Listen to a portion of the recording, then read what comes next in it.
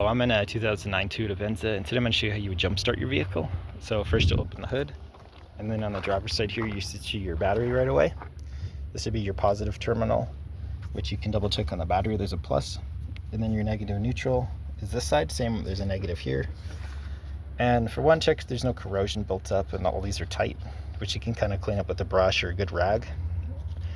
And say you're using a jump car or jump box, make sure you're connecting directly to the metal for your positive, and it's leading directly to a positive on the other car.